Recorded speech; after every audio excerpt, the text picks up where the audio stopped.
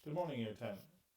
I've called this assembly Statues Who Cares, mainly because recently quite a lot of people seem to care. Care so much, in fact, that they are willing to pull them down. The image here has been seen millions of times now. A long running dispute about this statue came to a head during the Black Lives Matter protests in Bristol. It is Edward Colston, a trader who lived between 1636 and 1721.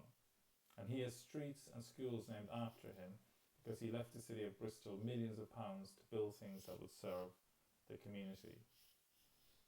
However, a large amount of his money came from slave trading, so for many his statue was rightly offensive.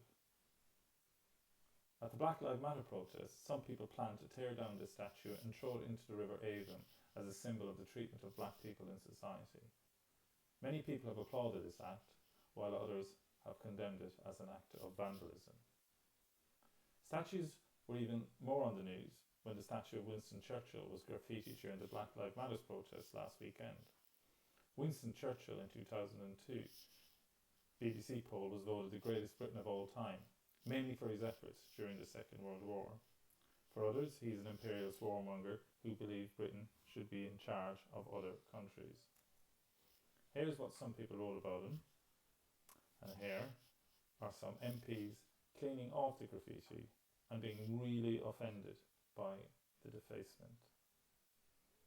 Statues are usually ignored by people, but when examined closely can be controversial. It is certainly an acceptable thing to question their relevance today. This particular statue, which stands outside Parliament, is offensive to many Irish people. Oliver Cromwell is seen as somebody who slaughtered whole towns in Ireland, exiled people from their homes, and enslaved others. People, when angry, would say the curse of Cromwell on you.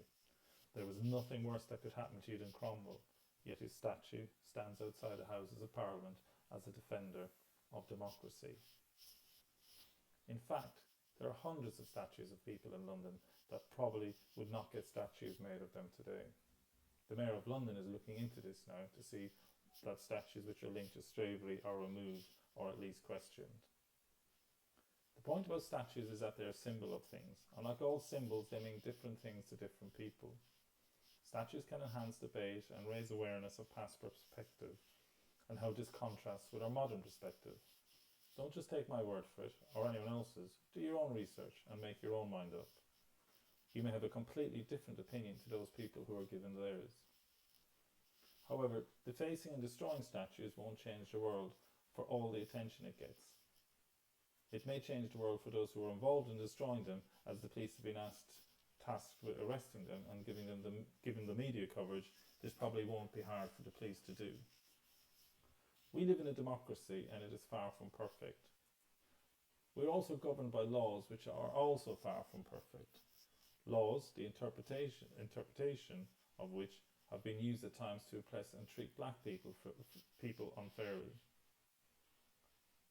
Destroying the statues distracts us from the real issues, that thousands of people turned up to protest for social justice and in memory of George Floyd and his appalling treatment by people who were paid to protect us. Real change will happen when the power of peaceful protest is used to change unfair laws and make our democracy better for people who are persistently facing prejudice. I have attached some links for further reading and how statues have become such an issue recently as symbols of social injustice. Okay, so time for some shout outs for year 10.